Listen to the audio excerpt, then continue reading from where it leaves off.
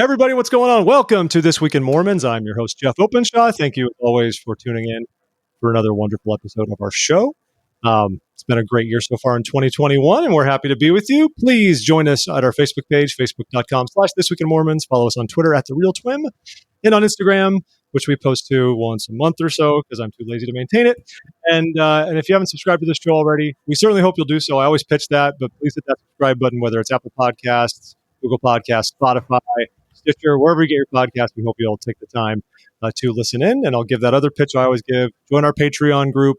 $2 a month helps us keep the lights on to pay all of our exorbitant fees to make this public service happen for you.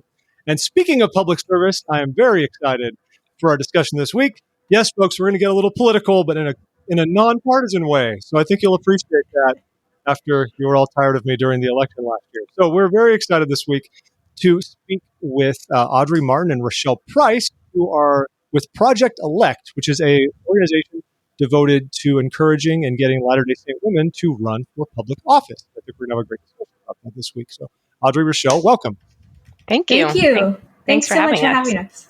Yeah, it's great to. That was twinsies. That was great. So, before we get into that, why don't you both of you like to introduce yourselves? Maybe starting with Audrey, you want to explain who you are and what makes you qualified to be part of this discussion? Okay, sounds good.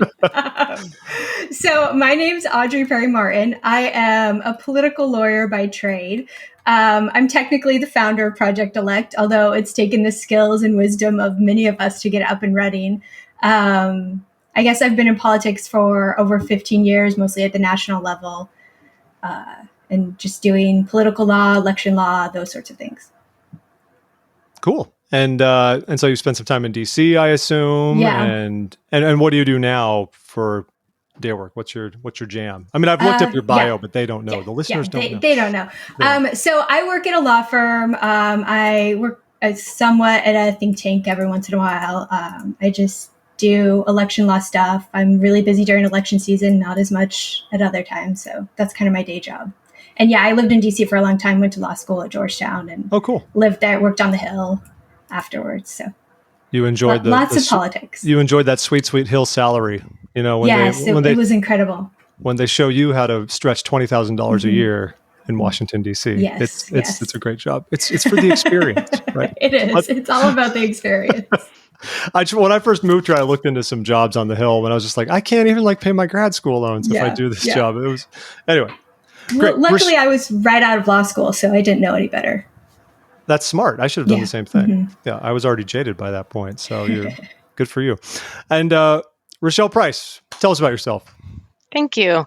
I am the mother of 5, live right outside of Sacramento in Northern California, and I'm new to politics. I'm currently serving on my local school board.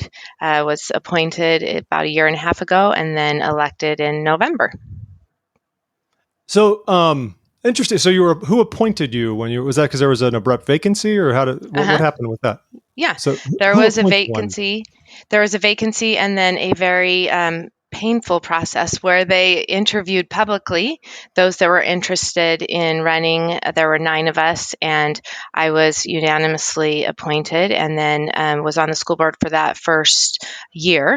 And then just until that seat ended and there was a vacancy and then I had to run my campaign and get elected for that spot. Wow. That's pretty awesome.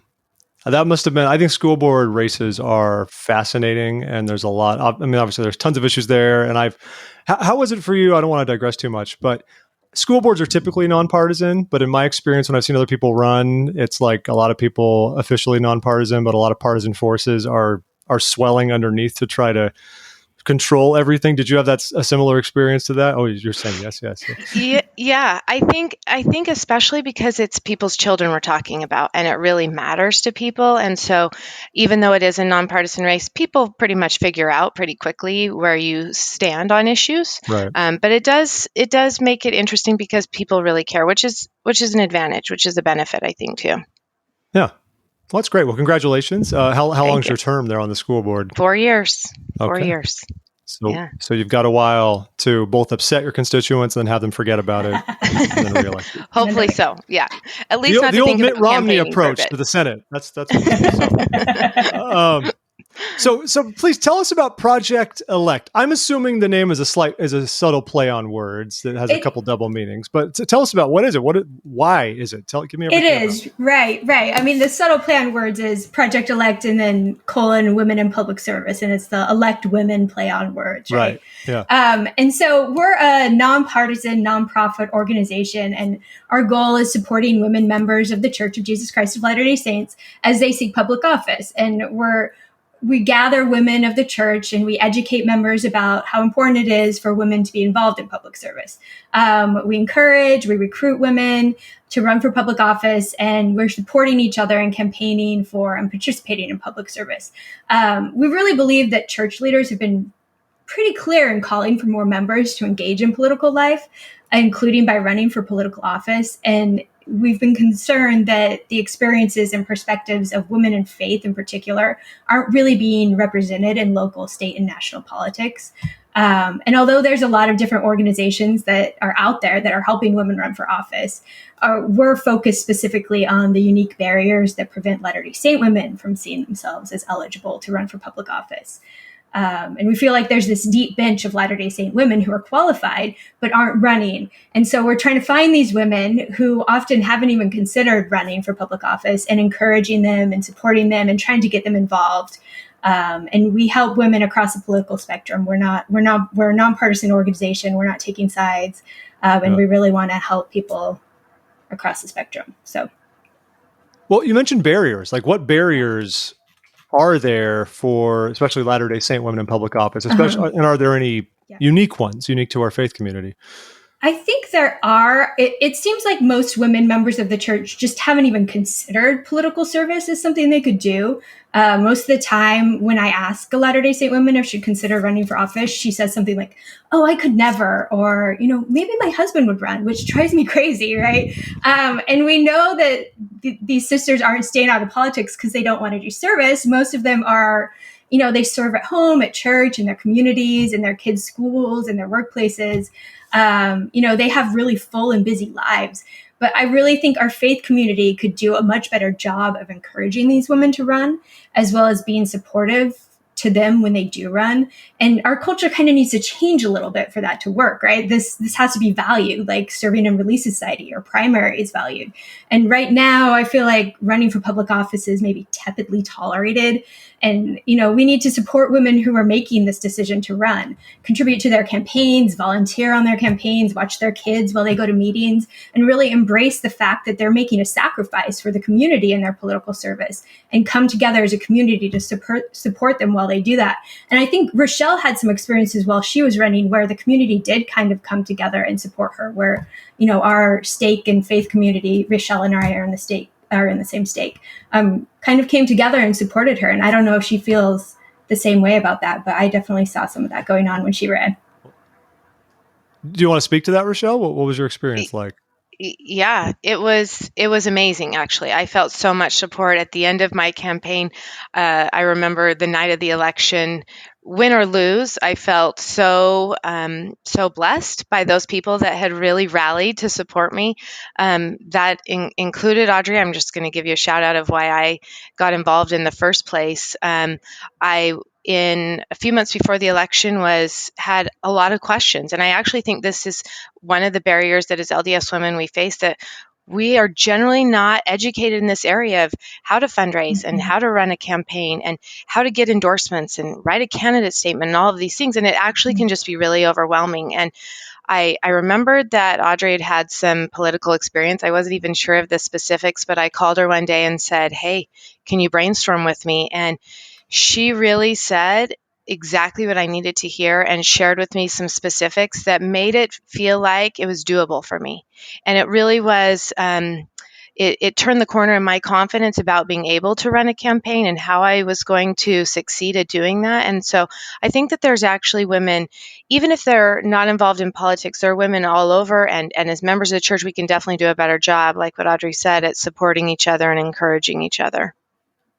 And how's it been for you since you've been in office? I mean, I don't know what your family situation is, but if you have children, I mean, is it obviously if women are in the church, they have demanding callings, but public office can also be demanding. What's it been like for you to balance what is now also your church life on top of public service and your other family demands? How do you work through that? And what do you have to say to women who have concerns along those lines? I think that their concerns are valid.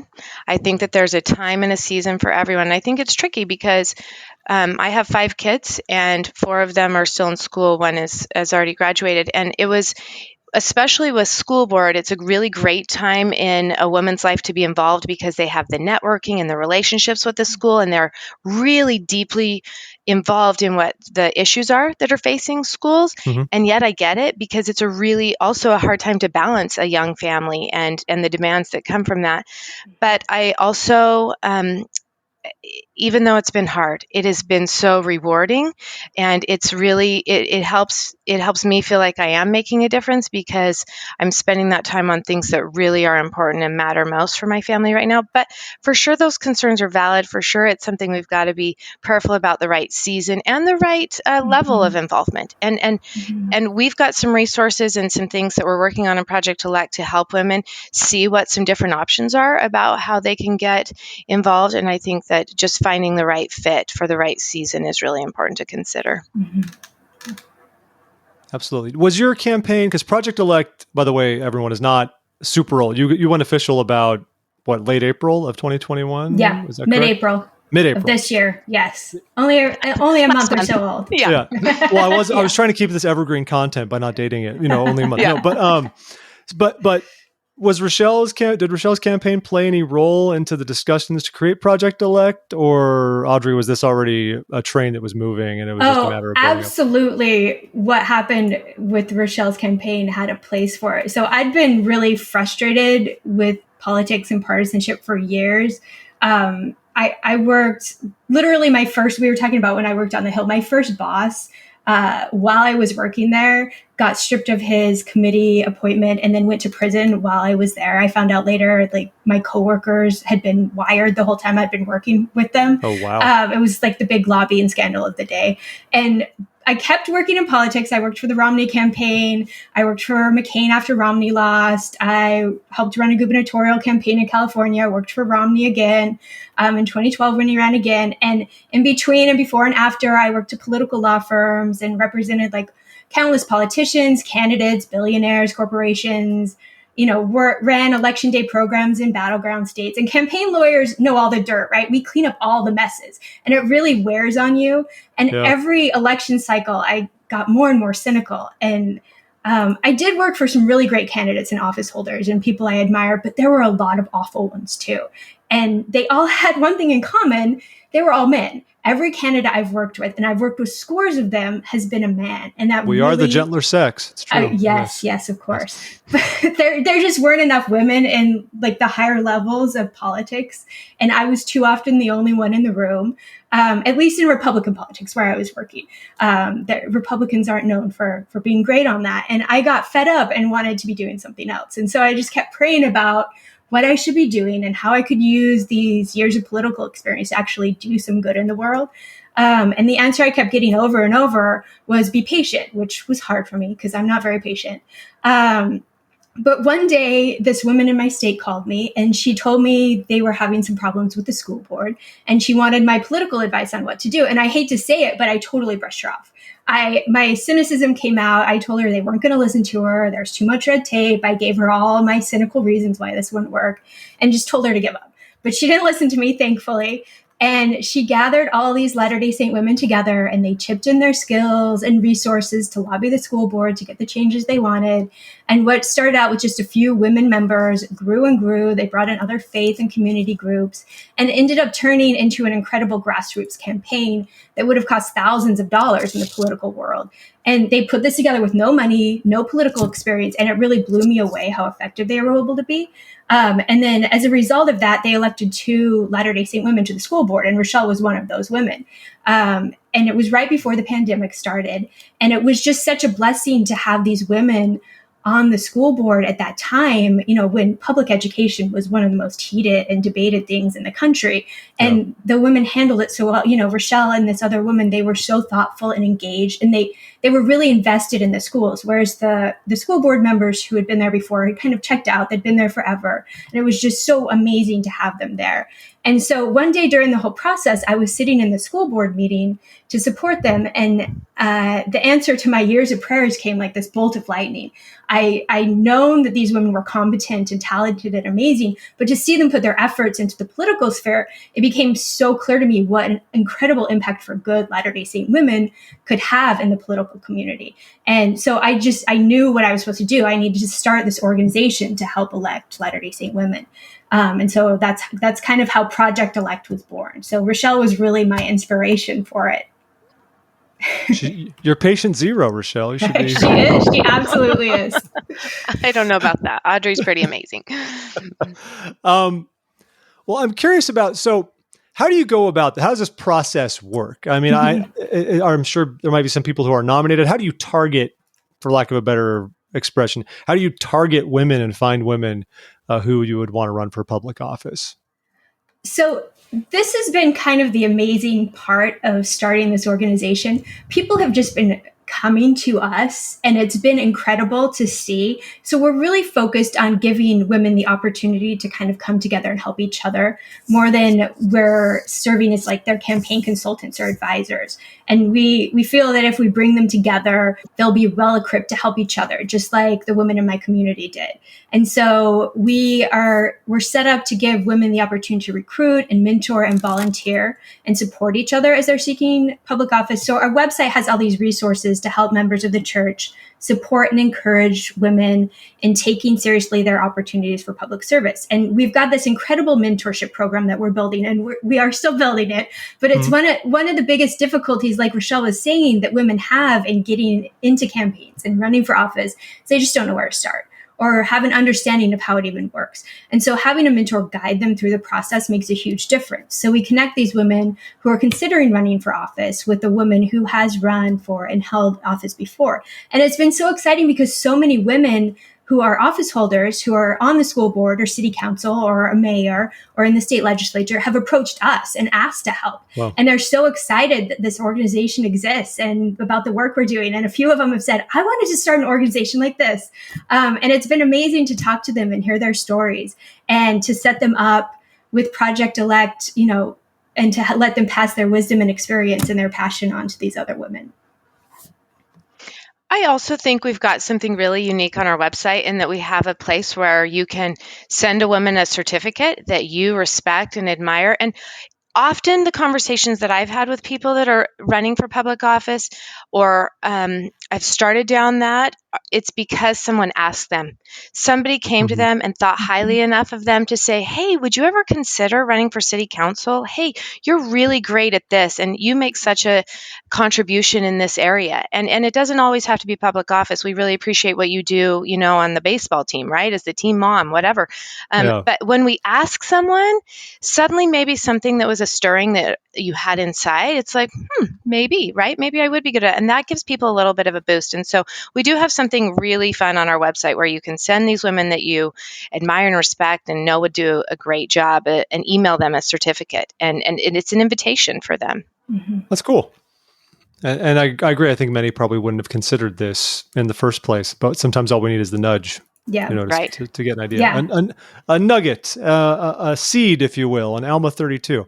You mentioned the certificate, and so I was looking at the website, and there's a couple of different things you do, and I think this is similar. This is part of that certificate. Mm-hmm. And you say on the website, I'm paraphrasing, but after a woman is released from a calling, perhaps in her ward, a leadership calling that might have been demanding, for example, the certificate, you can also make a certificate that sort of highlights the type of service she rendered, the activities she engaged in, and part of the, like as you kind of said, Rochelle, like why that makes her fit for public service, why to believe in herself and what she's done. I am curious just how you feel in that sense. It just made me think about like just the broader discussion of our church service in general, our alms and this and that. and where the line is or what is or is not appropriate to highlight as we run for office in the public space. I mean, like Audrey, you ran for the Romney campaign. I remember when he had the nomination back in 12, and they, without saying stake president, I remember during the convention, they kind of highlighted his experiences with that, because I'm sure there was a lot behind it. It was to help normalize him and show his service and a lot of all these good things, right? But I have seen, I think, mixed reactions to that in general. Some people who feel like, well, no, your church service is your church service, and you keep that quiet. And then and then it's also the other side of it, like, I can't tell you how many times I've been in meetings and they've said, like, you should put your mission on your resume and say, I rendered 2 years I was a 2-year service missionary dealing with abstract concepts to difficult audiences, and whatever weird euphemistic language you can throw out there. But I was just wondering what you think, if you think if there's a line, or if we should or should not highlight too much of our church activity for the sake of, I don't want to say political gain, but for the sake of helping us get a foot in the door if we're trying to run a campaign. I mean, I think that's very much more of a personal decision. I mean, on the Romney campaign, that's funny you mentioned that. It was like pulling teeth to get him to let anyone talk about that. Yes, he was very much not. I remember when they were like trotting out people from Massachusetts who were like, I knew him then. He wasn't super happy comfortable with that. But I think that I think it's kind of a personal decision. I do think that women, part of the thing that's holding women of the church back from running is that they feel like they're not qualified to run. And so I think it's different to say, look at all these skills you gained while you were primary president, or while you were Stake Relief Society president, or while you were whatever. And, these skills have made you qualified to run for public office. Not necessarily you're going to put it on your resume or like use it as a jumping off point to say, look at all these things I've done, but as personal, inspiration to say, oh, look at all these things I have done. Look at all of these things I am capable of. Look at how the Lord's been preparing me. And go and pray about it and say, is this something I should do? And so I think that is a totally different concept than maybe what you're talking about, where people are listing on their resume or whatever, which I'm not opposed to necessarily, but I think people have different comfort levels about that. Rochelle, I agree with you. I think that what's amazing is, as women in the church, because of our callings, we've actually got some really unique skill set. I have a non-member coming to church with me right now, and she's blown away that at 12 we start public speaking in front of hundreds of people, right? For an example. Yeah. And so I'll use my campaign as an example. I never talked about my church service, but my church service actually led me to be a Cub Scout leader. And so when I was sharing the things that made me a well-rounded community member, it included being a Cub Scout leader. Mm-hmm. In addition, I was part of my public affairs calling. I helped with a community tree lighting event, and I led that for 7 years. And so I talked about that, not in the lens of I did that because of church calling, and it actually started off as that, and then I decided I'm going to run with it on my own anyway. So I do feel like there's a balance, right? We definitely want to share the skills because that does really set us apart. And it is a blessing and an advantage and something we want to use as strengths to help us. But I agree with you. I'm careful about church things, but I also have used them as examples, maybe not on a campaign flyer, right? But it is something that has made me who I am, is that I've had those experiences within and without of the church as a community member. I mean, I think you should put enrichment night on a flyer. I feel like this might be a missed opportunity. But, and call it that, right? Because everyone knows what that is. That's going to go over well. Expert centerpiece skills. Very adept at centerpiece stuff. Sorry, I know I'm trading in cliches, right, and stereotypes right now. I'm sorry. One thing that this kind of popped in my head right now, and I hope you'll indulge me on this. So I naturally think about the Proclamation on the family and things like that. I have a couple of questions about that. But more specifically, do you find, like Rochelle, for example, I mean, were you working professionally when you ran? I'm basically wondering if, so you've been a full-time mom, which is a massive undertaking. Did you feel in running for office in that sense, you were any kind of a disadvantage in that you did not have quote unquote professional experience to call back on as you ran? Even if I think we should obviously honor the great work of moms, but politics are dirty and difficult. Do you feel like that put you in a place at all? Or have you seen that in a broader context, Audrey, as well? I didn't feel like that. Of the people that when I was appointed, all of them, I was the only one that was, a full-time mom. I had 2 small businesses, but really small side businesses. I actually feel like it was such an advantage for me because I had lots of opportunities to volunteer and to be really active in my community. And that's really what I highlighted. And I think it's what made me stand out in campaigning. That was a blessing of being a full-time mom. I had the time to do that. So I just tried to highlight and focus on that. Yeah. Yeah. I think that honestly is something that is an advantage that Latter-day Saint women have. I know people look at it and think, oh, you haven't worked, or I haven't worked and maybe I'm not qualified, but these women are not, they're volunteering in their communities. They know about their kids' schools. They know the administrators at their kids' school. I mean, Rochelle was like PTC or PTA, whatever the school calls it, president at the high school. And so that really gave her advantage in the race because she knew all these people. She was intimately involved in the communities. And there's so many Latter-day Saint women who that applies for. They're involved in the communities. They know a lot of people. They're out serving all the time, helping people, not just in their church community, but the community at large. And I think those experiences and those relationships they have and that knowledge that they have really makes them ideal community leaders and the types of people you want in the community making the decisions for the community because they know what's going on in the community and they're very invested in their community. And the fact that they are, very invested in their families and very invested in their church communities and their neighborhoods makes them really good community leaders because they care, and because they want to be involved and because they know what's going on. So I would almost say that's a benefit and an advantage a lot of times. Oh, I agree. No, Sorry about that. Well said. Ahead. I was just going to say, we want Latter-day Saint women to feel like each of us have a voice, and it's a really unique perspective, whether we have 5 children or 1, whether we've worked outside of our home or just worked inside of our home, right? We really want women to feel like their voice is needed. It's unique. And we have a prophet and leaders that have really set us up for complete success in that, right? They've reminded us of that they need us to step up and to take a place in this arena. And even though it's out of our comfort zone, we have a perspective and a voice that's unique and is really needed.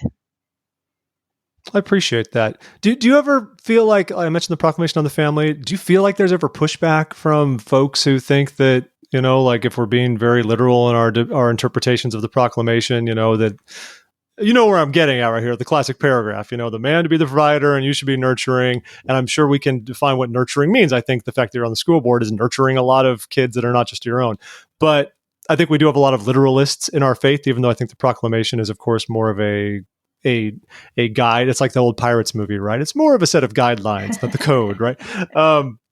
It's a set of guidelines, and all of our circumstances are different. But I don't know if in your experience running for office, or Audrey, in your lengthy experience in politics, do you see within our faith community some people who go beyond the mark and feel that women should not be involved in this, in the political space? I have not. I think in 2021, with Russell M. Nelson as our prophet, I have not felt that. I have really just had women and men be so positive and supportive. And yeah, that's been a great thing.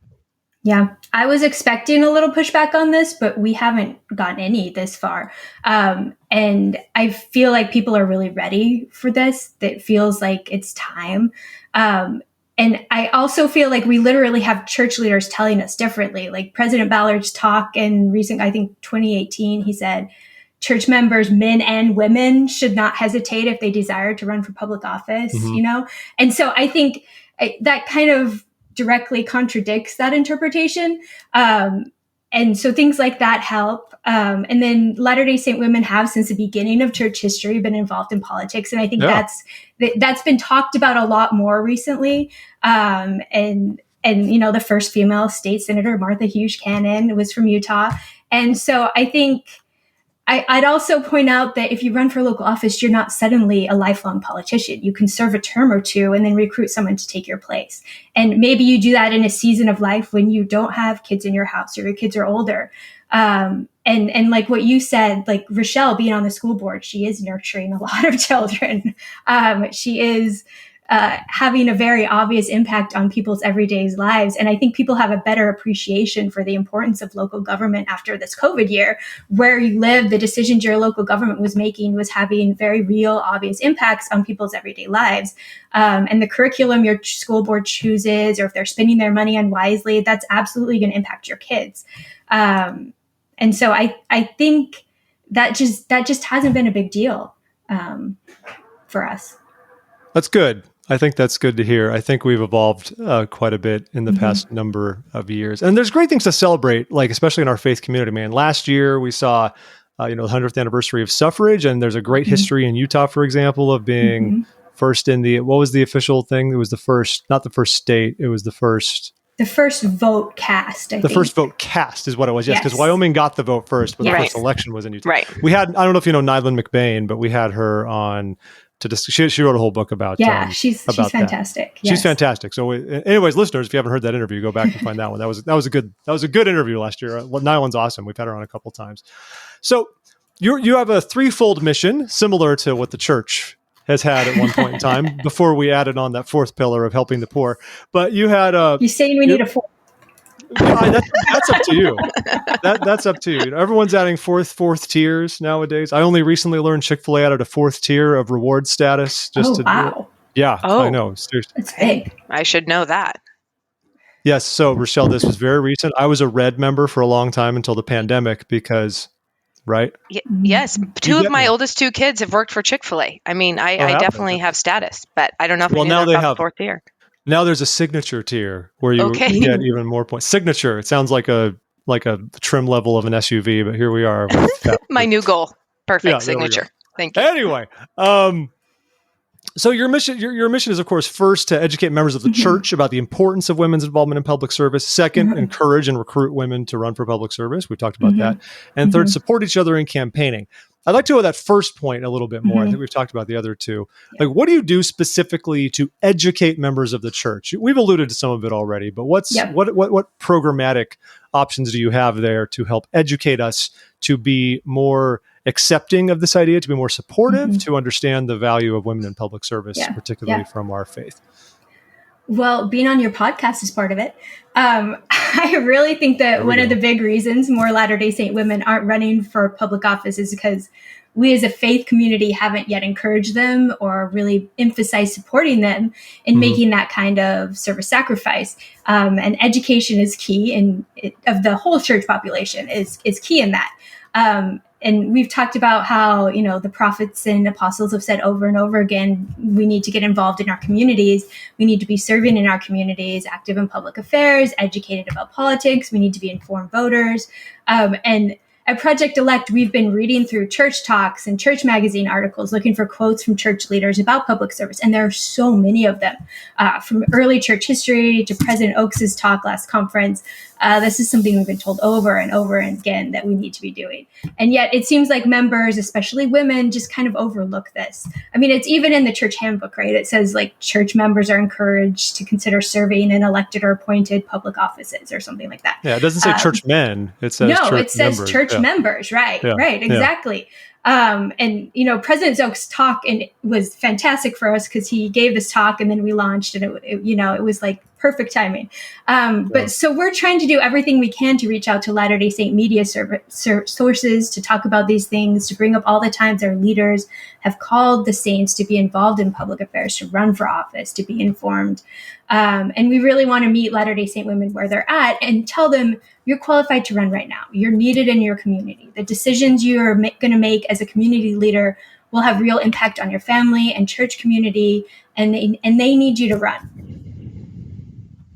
And you've mentioned the races being very local. Is that kind of the main focus, talking about community races, especially since you're nonpartisan? Is that sort of the main angle, or are you willing to throw your hat in the ring and go after, a state assembly or a state senate seat? Yeah. Even though that might be a partisan race, but are you?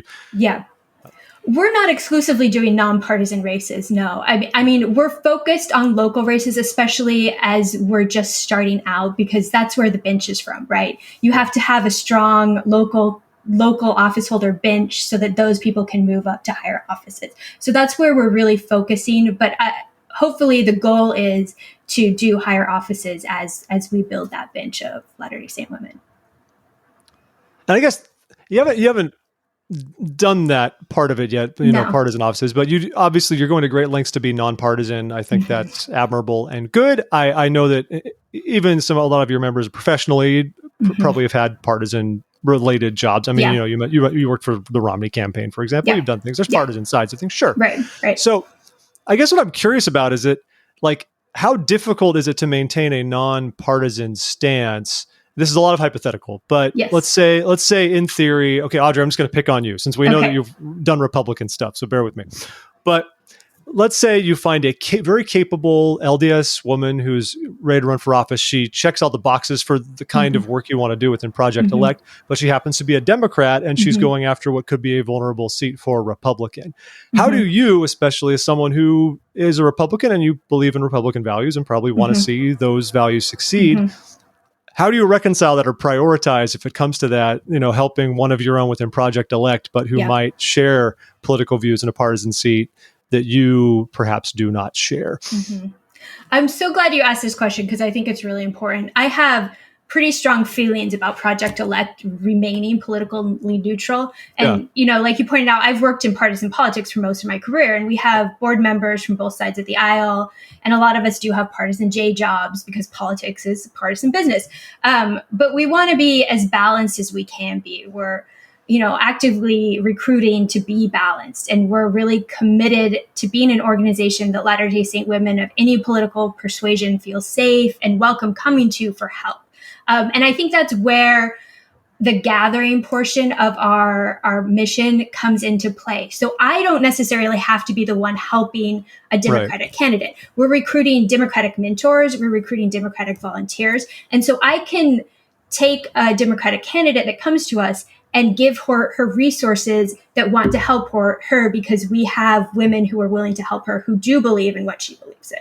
And so that's why we kind of set it up like we did, so that we can have women helping women who have similar political views to each other. Because although, ideally everyone would help each other, that's not how politics works, right?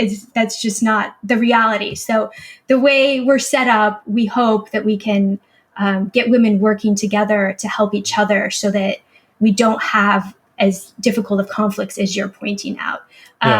And I think we've done a pretty good job of this so far. Actually, just the other day, I set up a moderate Democratic mentor with a moderate Republican candidate, and they were both super excited about the mentorship.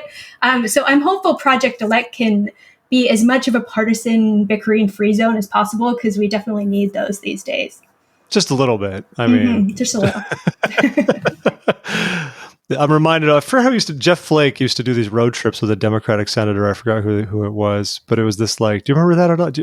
Anyway, it popped in my head. He was trying to demonstrate bipartisanship. So he and a Democrat would drive across the country and just document it on social media and say see, we can be friends. Yes. It makes me sad we've gotten to the point where just saying something like "we can be friends" is it's ridiculous. We can do better. So I'm yes. I'm glad we're striving for that because we're definitely Rochelle.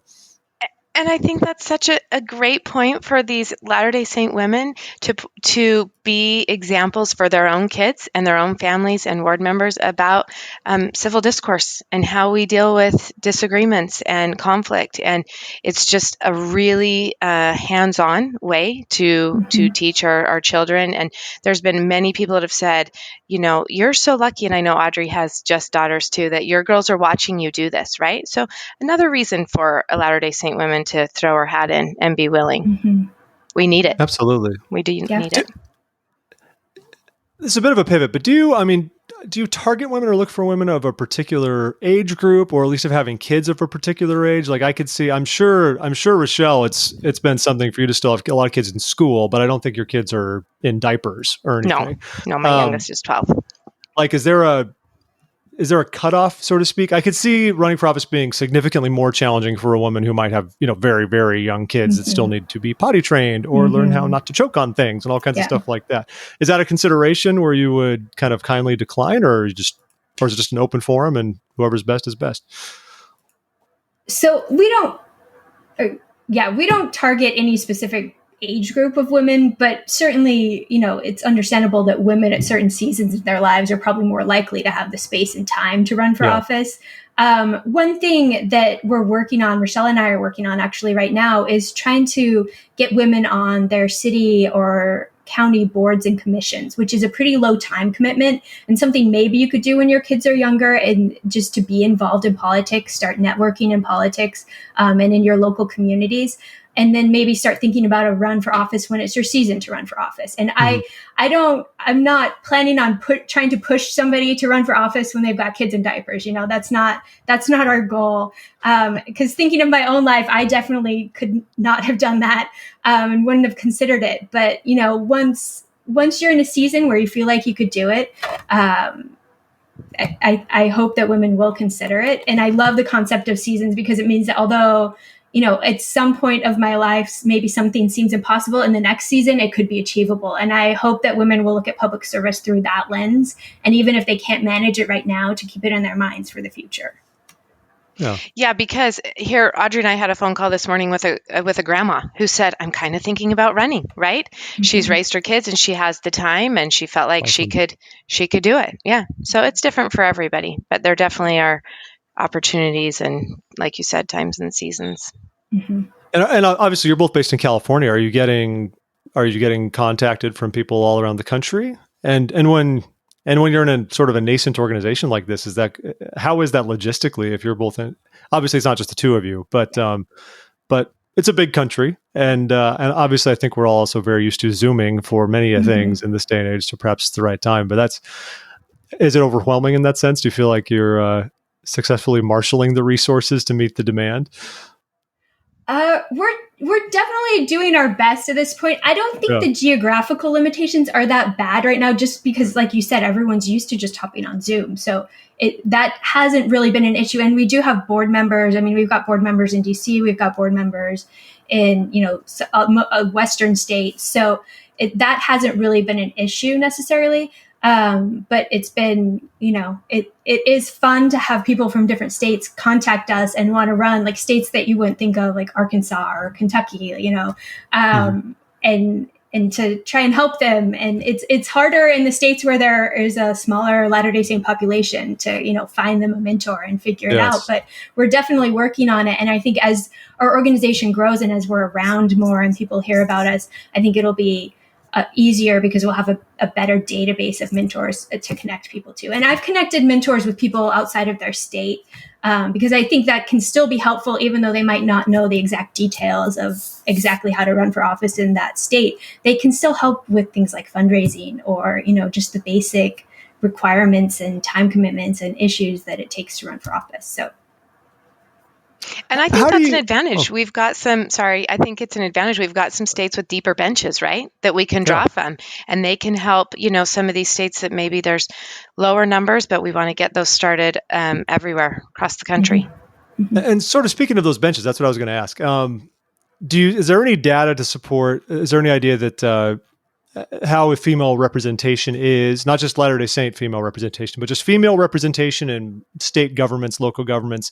Is it different inside areas with heavier Latter-day Saint populations, essentially, the Mormon corridor, Utah, Arizona, maybe Idaho? Mm-hmm. Like, are the numbers, I think some might expect it to be lower than it might be elsewhere, but that's straight conjecture on my part. Do you know much about that? So a little bit. So Arizona's pretty good. Like the state legislative representation in Arizona, they're number 6th for having women. Mm-hmm. Idaho's 27th, so not great. And Utah is 40th in the nation for female representation in the state legislature. Idaho and Utah do not have female members in Congress right now at all. Mm-hmm. So I don't know if you can make big conjectures from that because it's kind of a big range, but probably Utah with its largest proportion of Latter-day Saints is the most illustrative.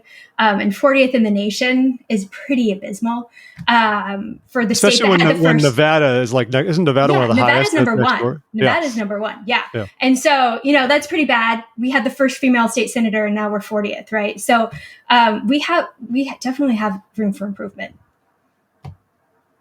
I blame all those people in Daybreak. It's all Daybreak's. It's all Daybreak's fault. It's always Daybreak's fault. A lot to put on their shoulders.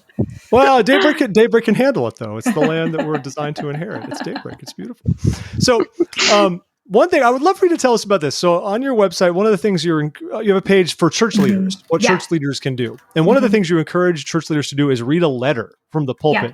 I love this idea, but I would love you to please tell us what this would mean. Okay. It's a novel idea. Yeah. Yes, absolutely. So we've heard, what kind of inspired this is we had heard some stories of bishops who, when they released someone from a big time-consuming calling, they didn't give them a new calling for a year. Instead, they told them to spend the time they would normally spend on a church calling to go out into the community at large and serve. And we love that concept. I mean, can you imagine the bridges we could build if more bishops did that, right? But I don't know that anyone's actually read this letter in their ward yet, but we wanted to put something up there for church leaders to use as a template or maybe like a jumping off point. So maybe like a stake president would like the concept and come up with something similar. Or maybe it's just a starting off point for a discussion about President Oaks' talk at a fireside. Church leaders obviously know their congregations and receive inspiration for them, and they can maybe use our resources however they find most helpful. The letter just basically points out what the handbook says about running for office and brings up some quotes from church leaders, and then asks women to maybe pray about it and consider running. So it's not like this revolutionary letter or anything. It's just got some concepts in it that maybe church leaders could think about. And maybe if they wanted to talk to their congregation about it, they could.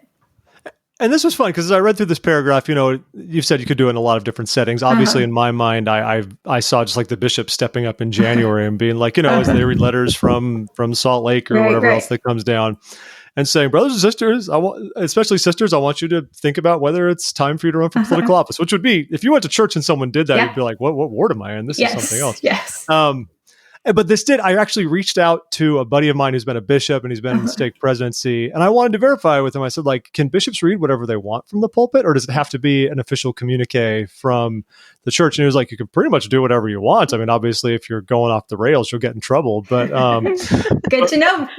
Yeah, this is not off the rails. We promise.